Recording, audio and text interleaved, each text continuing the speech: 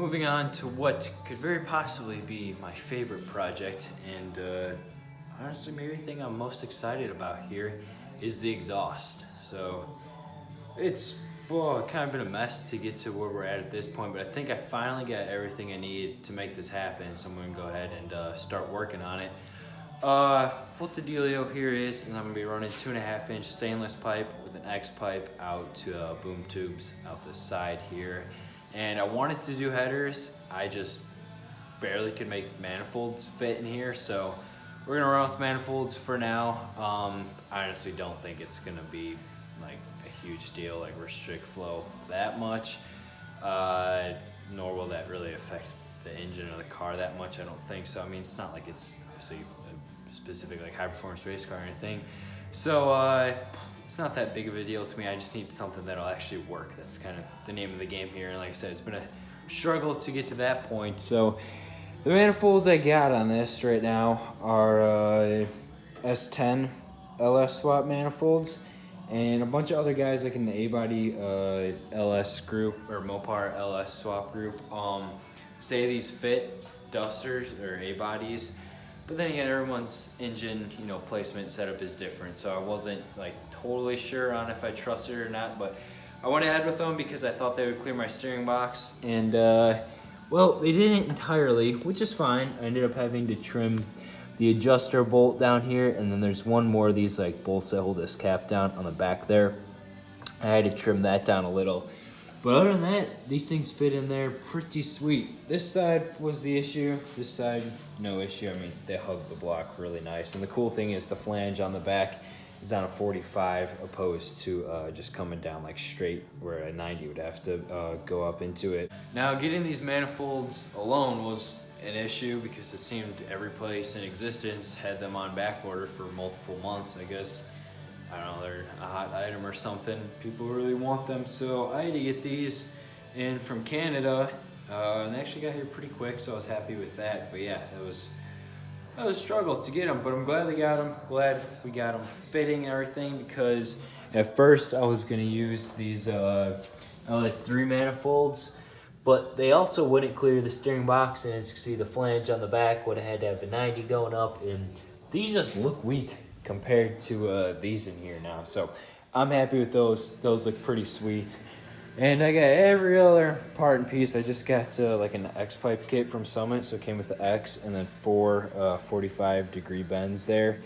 Got my flanges and everything. Feeling pretty good about this. Got everything situated. So here's a little drawing I did of what the exhaust is actually going to look like. So obviously the block be up here. I'll have 2 45s come down off those flanges off the back of the manifolds. Go in a straight piece, come here. It'll run into the X-pipe. I'll have 2 mounts going off the sides of the X-pipe to the back of the trans cross member. I figured out that's where I'm going to put mounts for those. X-pipe we'll have 2 short little runners to the boom tubes, which will shoot off the side, and then I'll have a mount on each side of the boom tube. 1 mount will go to the rear frame rail, 1 will go to the seat bracket. So that's both structurally sound. That'll work.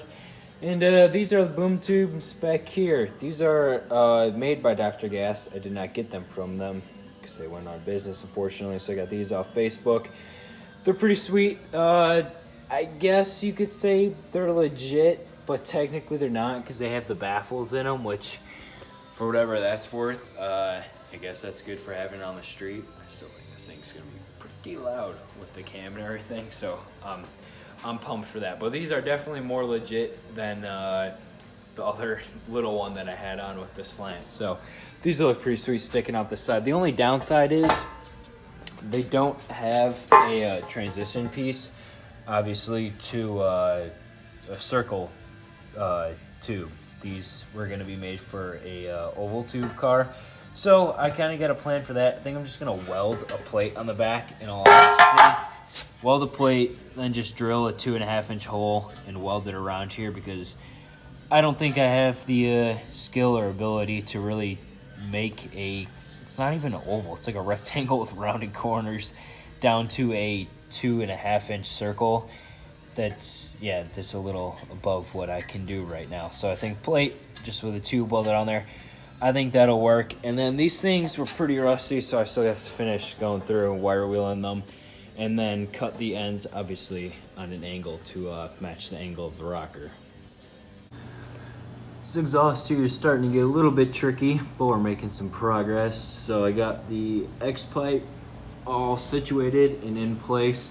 I went ahead, oh geez, I can't hold the camera straight, and welded some hangers right there. You can see those to the cross member, and then I just got some clamps holding the exhaust up. I'm gonna face the clamps inward like that, and I think that'll look pretty slick. And then I had to go this low, number one, for the drive shaft. I mean, there's quite a bit of clearance for the drive shaft, but mainly for the exhaust here to clear the notches on the torsion bar cross member. So I wish I can go a little bit higher. Ideally, I'd like to run oval pipe, but kind of from the side view, it's like that's what it's gonna look like. So it'll hang down just a touch, but it'll definitely be a lot better than the old exhaust that was on that. I mean, that thing hung down so low I could not stand looking at the car from the side. I went ahead and made some runners that come out of the back of the X-pipe that'll weld onto the boom tubes, and then these will just clamp on to the X-pipe so I can take the boom tubes on and off separately. Whereas the X-pipe, these front bend pieces and then the pieces that will go up to the flanges, that'll all be one thing right there. So tomorrow my goal is to get the ends of these things cut, hopefully, that way I can get them flush with the rockers. I got them marked out on the angle I need. Then I can go ahead and get these pipes welded to the back, and then hopefully make some hangers and brackets to get these boom tubes finally mounted. Boom tubes are both complete now. I went ahead and wire wheeled them too, because for some reason these were pretty rusty. I think they're aluminized, but I don't know, maybe the guy that had these before me like had the bottom sitting in like a puddle of water or something, where the box was soaked. I don't really know, because the top sides were fine. It was just the bottoms that were rusty. So wire wheeled them the best I could. It's a little bit pitted. I mean, not a big deal. These are gonna get coated anyway. And then I got the other cap welded on this side. So now that that is done, I can go ahead and work on the mounts for these things. So I was in the middle of editing this video, and for some reason the clip where I made these little caps here didn't save. So I'll give a quick explanation as to what I did. I mean, it's pretty simple. I just made these little like C-shaped pieces where the inside matches the radius of the pipe here. Welded them on the ends, welded the pipe there on the center. Turned out pretty good. I'm happy with it. I think that was not a half bad idea on how to enclose these ends off. And yeah, pretty much it. Yesterday I got quite a bit done, and as you could probably see back there, boom tubes are on. And there are no jack stands holding them up. So that was quite a bit of work, but those things look sweet. I got them kind of tucked in with this bottom lip of the rocker here. Got them all squared off, so they're not sticking out too far, they're not in too far. I think that's the perfect spot for them. Like I was talking about earlier, I kind of like curve these in so they kind of have like a swoop. I've seen some guys do that, and I think that looks pretty sweet. So that'll look nice right there. I generally, on these things, you see them like kind of all the way back on the rocker, more towards the wheel well, but I kind of like them towards the middle of the door. So I placed them right there. Plus, then that allows me to clear the rear frame rail. So that'll work out for the side. Got them all leveled up and squared off. Had to put a little bit of a gap for the pinch weld. I wish I can get them tucked up higher, but because of that pinch weld, that's where they're gonna be. And I'm not gonna trim the pinch weld because in case I ever get rid of these one day or switch it up or whatnot, I don't want a giant gap right there. So I'm gonna go ahead and walk you guys through what I did for mounts and everything underneath here. First mount I used off the seat bracket actually. So welded in a plate across this right here, just trimmed my exhaust hanger down. Works like that. Welded it to the side of the boom tube. Bada bing, bada boom. Works perfectly. And then the back one back here, essentially the same thing back here. Welded on a plate to the rear frame rail like that. Now I got my exhaust hanger coming off, and then just a bolt runs through it like so. And obviously same thing on the other side over there. So pretty simple. It's gonna have a little bit of flex, obviously, because it's rubber and it'll have to flex with the engine. But now that I got a mount on this side, a mount on that side, hopefully this won't twist or torque or anything, kind of like the other one did. It would always sag to one side, and that's only because I had a mount on the back side there. So learning from previous things to make this one a lot better here, obviously. The only other thing I did yesterday was I had to add a 4-inch section to these runners, unfortunately, just because I didn't have, these pieces weren't long enough. Those were longest pieces that I just had. So I had to weld on a little part right there. Not a huge deal. You honestly can't really tell unless you're looking closely, kind of because the clamps kind of hide that there. So that's all right. I'm fine with it. Now I got to go ahead and move on to getting this X-pipe attached to the manifolds up there. It's going to be a bit tricky. As you can see, that's kind of directly in the way of the cross member. So I got some 45s here. I'm going to try something to make it work. Maybe kind of go down and then snake under a little bit. Just trying to keep it simple, nothing too crazy, but this is the height it had to be. Otherwise, these boom tubes would have been sagging down if I went, if I made this go right underneath the arch here. So I'll just make this dip down, go forward, and hopefully it'll all work out here. So I got the 2 front pieces coming out of the X that go up to the manifolds all complete here. That took a lot of time and measuring and double checking and cutting and figuring everything out, but I got them all tacked in place. I had my got a little level set up here, making sure the boom tubes would stay level.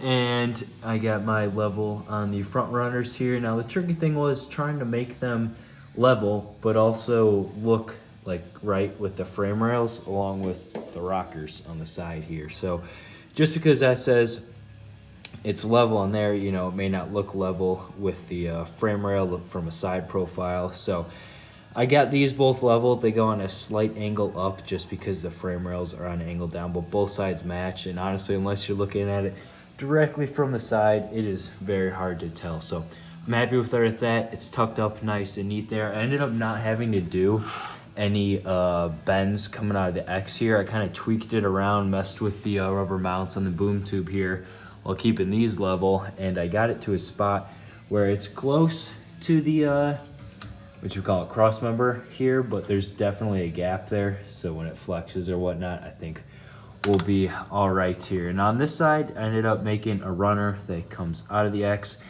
put a 45 in there, got this straight piece, and then going up to the front here, we just got this one piece with a 45 like so. So once I pull this all down, I'll go ahead, obviously weld it all up in place.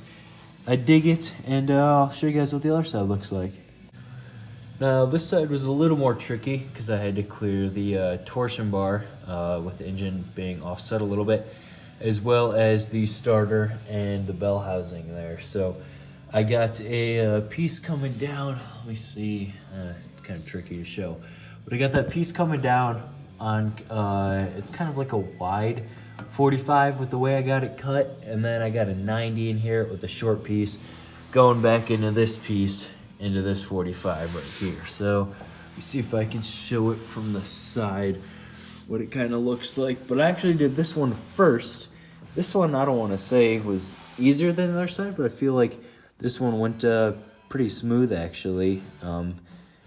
All things considered, I thought this one was definitely going to be the harder of the two, but the other side was just tricky with the angles and everything. So I'm happy with how that all turned out. Next step is obviously to pull it down all the way off. I'll go ahead, fully weld it up, and then on the driver's side, I just got to add the bung for the O2.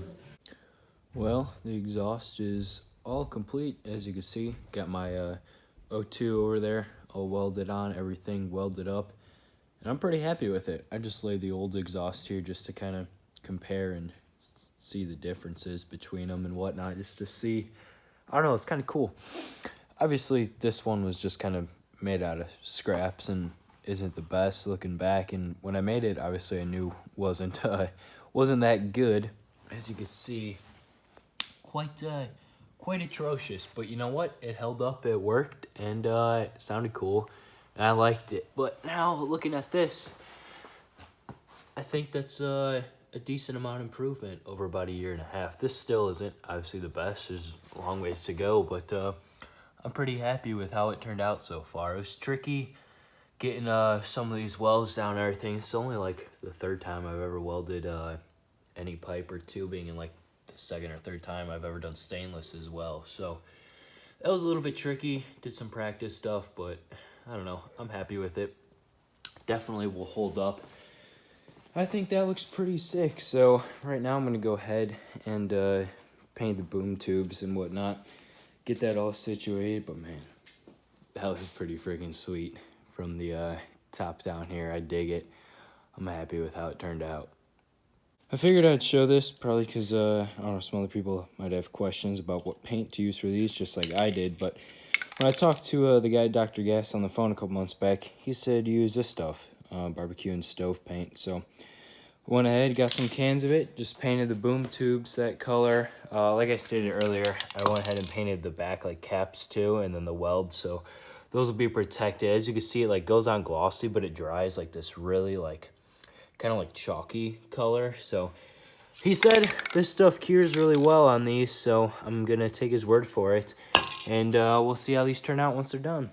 For the manifolds here, since they're cast, I'm going ahead and just heating them up with the torch here to hopefully get whatever moisture is in them out of them, and then I'll go ahead and paint them while they're still hot. And I'll do this between passes. Like I said, hopefully that'll get any moisture in them that's out of them. And for the paint, I'm going ahead and gonna use this stuff. I was gonna use just VHT and just spray it, but then I saw this at the store and it says up to 2,000, and since these are bare cast, I figured primer probably wouldn't be the worst idea, so I'll try this. We'll see how many heat cycles between this and the paint it lasts. I'm not expecting anything crazy, but I don't know, we'll give it a shot and see how well it works. So last night I ended up getting all the exhaust put back on, and now it's pretty much all complete, just besides the O2. So for the manifolds here, I went ahead and painted them black. I did the same thing as I did for the primer. I did like a coat of paint and then heated it up and then paint and heat, and same thing. They actually kind of turned out like a like dark gray, which I honestly think looks better than the black. I just think it's the contrast of the lighting, like with the the intake and everything. But I think it looks pretty sweet. They fit in there well. And then underneath, I only changed like two things. But there you can see the boom tubes hanging from the side. It just looks so cool. My main goal this time around was to not make the exhaust hang as low as the last one did. And I think I accomplished that pretty well. I'm happy with the height of it and how it all turned out. So definitely a improvement off the last junk that was on this thing.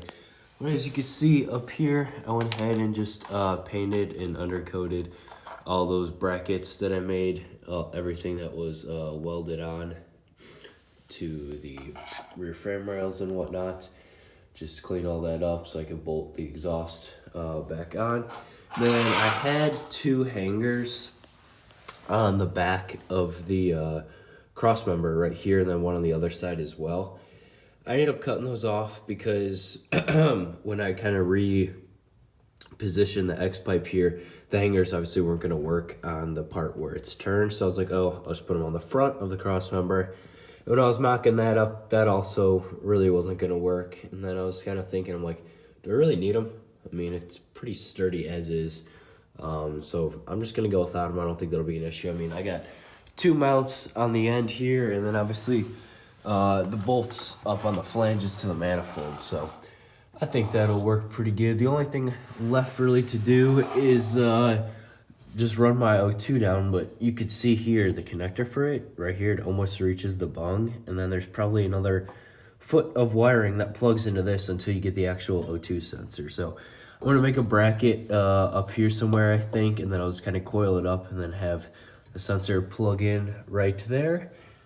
Everything looks good here. We got plenty of clearance. Well, enough clearance right there. And yeah, overall, I think this turned out pretty sweet. I'm happy with it. Sure, it could be a little bit better in some other spots and whatnot. But I made it the best I could, and I'm pretty excited to hear this thing start up and see what it sounds like. So, oh, one other thing I want to say is the only reason I really made the ends like clamp onto the X-pipe is because if I get yelled at for these being too loud, at least I can just slide those off and then just put like a muffler with just like a normal like just exhaust pipe sticking out the side. So that's kind of my backup plan if these are too loud and I'm told I can't use them. At least I'll have these where I can like toss on for car shows or whatnot if we go to the track or something, but when I'm just, you know, driving around and whatnot, and I'm told I need mufflers, that'll kind of be the backup plan. So yeah, I'm excited to hear this thing start up, and if you guys are as well, I guess that'll be in the next episode, hopefully.